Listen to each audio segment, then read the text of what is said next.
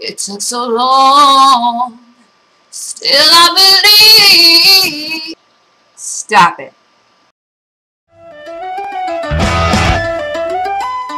A lot of people don't know what they deserve in someone, and that's just sad because you see these really nice, good-looking guys or girls with some loser. And I used to be a person that did this. I could definitely understand. It's a guy that's being treated like an absolute piece of crap by some girl that is a piece.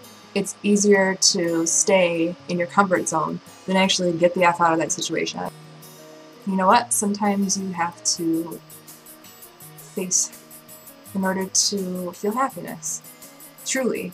So many people get stuck in the friend zone. And I know in my last video I joked about, you know, that nice guys are boring. As women, we need to be excited and not just bored by the same thing. It doesn't mean that you have to be a complete a-hole to us all the time. It's just kind of like keeping us on our toes, you know what I mean? I love it when somebody has the balls to bust the balls that I don't have. So I think that that kind of keeps the relationship alive. If you're in the friend zone, it just means that you're always going to be there for someone.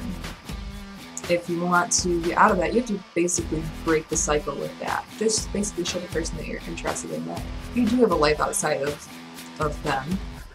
And number one way to get out of the friend zone is have some confidence. I know that it's easier said than done, but that will definitely get you much further because women want a man that is a man. We want somebody that's masculine, that is not a pansy. Another big thing too is body language. That is huge. Like a penis that's very big. That is definitely a lot of how we communicate. For example, if you're a guy and you're walking with your head down and you're just like wiping your hair because you're all self-conscious about how your penis is small and how you're going to go play Dungeons and Dragons soon. We walk tall, have your shoulders back. Maybe not put your shoulders back like this, but just be relaxed. I know it takes a while for guys to notice. If we're smiling at you, get your ass over here because it took a lot for us to even do that. But that's just me. I am the most outward person, but when it comes to that, I'm so shy. I'm like, it's like I have my freaking tail between my legs. It's pretty funny, and I get made fun of for it because I'm just a very strong personality, and it just makes me laugh to think about how shy I am sometimes. But when it comes to like being in a relationship and whatnot, it's all over. There's like sexual relations happening all the time. Mind you, a bar club is not the ideal place to meet someone. Coming from a girl, honestly, if I'm going out to the bar or the club, I'm not looking to find the man of my dreams, nor do I anticipate on finding him there. I'm there to drink my face off and get white girl wasted with my girlfriends, and whatever shenanigans ensue after that. So don't expect to be finding deep, lasting love at a bar or club, honestly, because you're going to attract the same type of woman, and you're going to be unhappy, and you'll probably get the clap or herpes or something and die. It's like they act fine and we all do this, show the best of themselves for the first month, and then like it's like the psycho switch goes off and all hell breaks loose. That is one big joke in the end, really. It is a waste of people's time, it's emotionally draining. Honestly, just be yourself from day one. Many of us, myself included in some ways, I'm not perfect. What of it, right? I think the one thing that we don't do nowadays is communicate with each other. I think technology has a lot to do with that.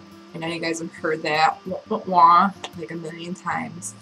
But yeah, it does. It takes the human quality of having a genuine conversation face-to-face out of the equation.